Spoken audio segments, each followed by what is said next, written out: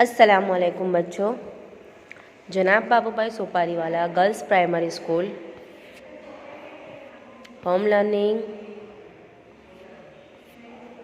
कक्षा 7, विषय हिंदी। आज का हमारा विषय आएंगे बच्चों निबंध लेखन। निबंध लेखन हम द्वितीय सत्र में निबंध लेखन लिखने की शुरुआत करेंगे। बच्चों, आप लोगों को पता है द्वितीय सत्र शुरू हो गया है, तो हमें प्रथम सत्र के 4 निबंध लिखने के बाद एक पाना वालना है और उसके ऊपर लिखना है द्वितीय सत्र। फिर हमें नए पेज पर अनुक्रमणिका बनानी है, उसमें आज की दिनांक लिखनी है 1 जनवरी 2021। क्रम 1 कहानी लेखन। फिर हम कहानी लेखन लिखने के लिए मुद्दे, आप लोगों को पता है बच्चों, मुद्दे हम जिस पेज पर निबंध लेखन में निबंध नहीं लिखते, यानी कि पेज की दाईं ओर, हमारी दाईं ओर का पेज, उस पर हमें कहानी लेखन के मुद्दे लिखने हैं।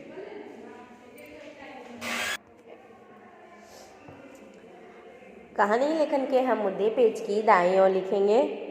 बच्चों, ऊपर आप लोगों को शीर्षक लिखना है, पेज के ऊपर कहानी लेखन, फिर नीचे नई लाइन में मुद्दे लिखकर उसके बाद एक लाइन छोड़नी है और फिर फकरा पाड़ के लिखना है आप लोगों को। मुद्दे: राजा का बीमार पड़ना, वैद्य की असफलता, किसी अनुभवी बूढ़े की सलाह, किसी सुखी मनुष्य का कुर्ता पहनो, राजा का कुर्ता खोजने जाना, मेहनती किसान को देखना, सुख का राज समझना। बच्चों, ये मुद्दे हैं, इन मुद्दों पर से हमें कहानी लिखनी है। आप लोग कक्षा 7 में आ चुके हैं, तो आप लोगों को अब मुद्दे पर से कहानी लिखनी आ गई है। ये भी बच्चों, हम अब ये कहानी देखेंगे। अब आप लोगों को पेज की बाईं ओर, जहाँ पर हम निबंध लिखते हैं, उस पेज पर ऊपर शीर्षक लिखना है सुख का रहस्य। इस कहानी का शीर्षक है सुख का रहस्य। शीर्षक लिखने के बाद आपको पैराग्राफ करके कहानी लिखनी है। हमारा पहला पैराग्राफ है, चंद्रपुर इलाके के राजा शिवाजी राव बड़े भाग्यवान थे। चंद्रपुर इलाका है, गांव है, वहाँ के राजा शिवाजी राव जो बड़े भाग्यवान थे, खुश नसीब थे। उन्हें किसी चीज़ की कमी नहीं थी। उनको राजा है तो राजा को कोई चीज़ की कमी नहीं होती, लेकिन ये बड़े भाग्यवान थे, इन्हें किसी भी चीज़ की कमी नहीं थी। एक बार वे बीमार पड़ गए। फिर भी क्या हुआ? एक बार वह बीमार पड़ गए। कई वैद्यों ने उनका इलाज किया, लेकिन कुछ फ़ायदा नहीं हुआ। कई वैद्यों ने क्या किया? उनका इलाज किया, तो भी कोई फ़ायदा, फिर भी कोई फ़ायदा नहीं हुआ। दूसरा फकरा पढ़कर हम करके लिखेंगे बच्चों। आपको ये दूसरा फकरे पढ़कर लिखना है कि राजा की बीमारी बढ़ती गई, सारे नगर में बात फैल गई। तब एक अनुभवी बूढ़े ने राजा के पास आकर कहा, अल्प विराम अवतरण चिन्ह, महाराज आप किसी सुखी मनुष्य का कुर्ता पहनिए, अवश्य स्वस्थ हो जाएंगे। अवतरण चिन्ह पूरा। बच्चों, जब राजा की बीमारी बढ़ती गई तो सारे नगर में यह बात फैल गई कि राजा बहुत बीमार है, और पता चला कि सभी वैद्य असफलता, उनके इलाज में असफलता उनको मिल रही है कि राजा का इलाज करने पर भी वो ठीक नहीं हो रहे हैं। तब एक अनुभवी जो बूढ़ा आदमी था, उसने राजा के पास आकर कहा, महाराज आप किसी सुखी मनुष्य का कुर्ता पहन लीजिए। किसका कुर्ता?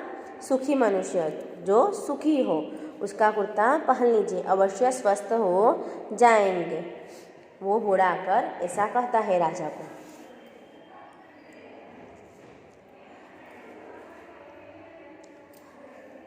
तीसरा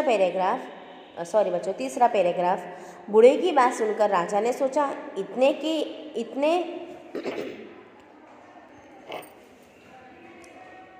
इतने इलाज किए हैं तो एक और सही। राजा यह बात सोचता है कि बूढ़ा कहने लगा कि बूढ़े की बात सुनकर राजा समझ गए कि अब उन्होंने इतने इलाज किए हैं, इतने सारे वैद्यों ने अपने इलाज में असफलता प्राप्त की है, तो क्यों नहीं इस बूढ़े की भी बात मानी जाए। तो राजा बूढ़े की बात सुन लेते हैं, मान लेते हैं। अब देखिए आगे। राजा शिवाजीराव सुखी मनुष्य की खोज में निकल गए।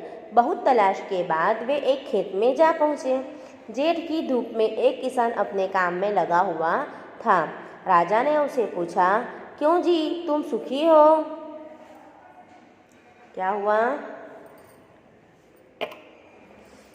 राजा बूढ़े की बात मानकर सुखी मनुष्य की खोज में निकल गए।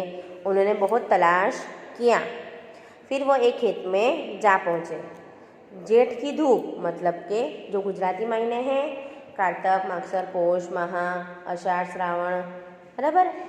तो गुजराती महीने उनाड़ू के हमारे भारत की 3 ऋतु है। उनाड़ू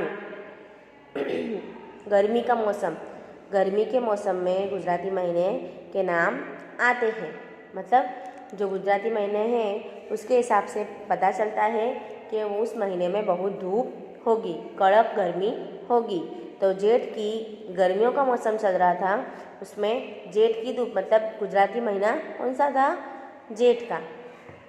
उस गर्मी में जो उसकी धूप थी उसमें एक किसान अपने काम में लगा हुआ था। बच्चों, आप लोगों को पता है ना, गर्मी के मौसम में अब हमें कितनी गर्मी लगती है, ठंडी के मौसम में कितनी ठंडी लगती है। वैसे ही जो इस कड़ी धूप में किसान मेहनत कर रहा था, अपने काम में लगा हुआ था खेत जोतने में, सोचो उसको कितनी गर्मी लगती होगी, लेकिन फिर भी वो अपना काम किए जा रहा था।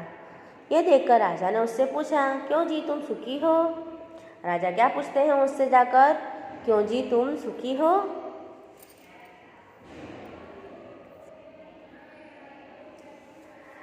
किसान ने, बच्चों हम अगले पैराग्राफ करके लिखेंगे। किसान ने विनय से कहा, ईश्वर की कृपा से मुझे कोई दुख नहीं है। क्या कहता है किसान? अच्छी तरह से विनम्रता से कहता है राजा को कि ईश्वर की कृपा है, मुझे कोई दुख, कोई तकलीफ नहीं है। यह सुनकर राजा अंग अंग पुलकित हो उठा। यह सुनकर राजा क्या होते हैं? बहुत खुश हो जाते हैं।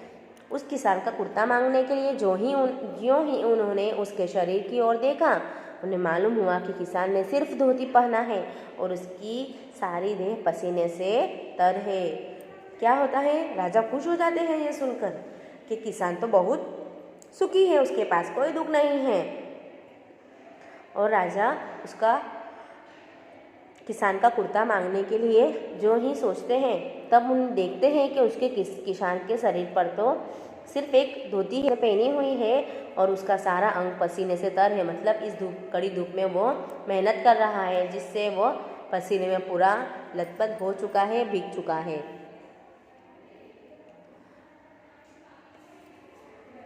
अगले पैराग्राफ करके लिखेंगे बच्चों। तुरंत राजा समझ गया कि कठिन श्रम करने के कारण ही यह किसान सुखी है। राजा ने आराम चैन छोड़कर परिश्रम करने का संकल्प किया। थोड़े ही दिनों में राजा की बीमारी दूर हो गई।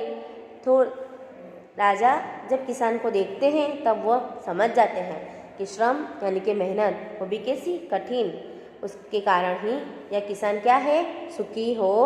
सुखी है। राजा ने क्या किया? आराम चैन छोड़ दिया और परिश्रम करने का संकल्प कर लिया। अब वो क्या करेंगे? परिश्रम मतलब कि मेहनत करेंगे।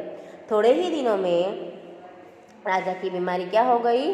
दूर हो गई, क्योंकि राजा ने परिश्रम करने का संकल्प किया था। जो राजा आराम चैन से जी रहे थे, अब उन्होंने सोचा कि अब वो भी अपने जीवन में मेहनत करेंगे और इसी तरह राजा की बीमारी भी दूर हो गई। सीख। बच्चों, इस कहानी से क्या सीख मिलती है? इस कहानी से यह सीख मिलती है कि श्रम से ही स्वास्थ्य प्राप्त होता है और सच्चा सुख मिलता है। आप लोगों को पता चल ही गया होगा बच्चों, मेहनत करना कितना स्वास्थ्य के लिए उपयोगी है, सेहत के लिए कितना अच्छा है, जिससे हम सच्चा सुख प्राप्त कर सकते हैं। श्रम से ही हमें स्वास्थ्य हमारा अच्छा होगा और हमें सच्चा सुख मिलेगा। आप लोगों को भी अपने जीवन में यह बात उतारनी चाहिए बच्चों कि श्रम करना कितना आवश्यक है, मेहनत करना कितना ज़रूरी है। आप मेहनत करोगे तो आप परीक्षा में अवश्य प्रथम क्रम लाओगे, या तो आपकी जैसी मेहनत वैसा आपका फल, और उसी से आप बहुत खुश होगे। बच्चों, यहाँ पर हमारा निबंध समाप्त होता है। आप लोगों को सीख भी नए फकरे में लिखनी होगी, नया फकरा पढ़ कर लिखनी होगी। आप लोगों को यह हिंदी विषय की निबंध की नोट में तथा हिंदी विषय की नोट में निबंध एक बार लिखना है और इसे याद भी करना है। Thank you.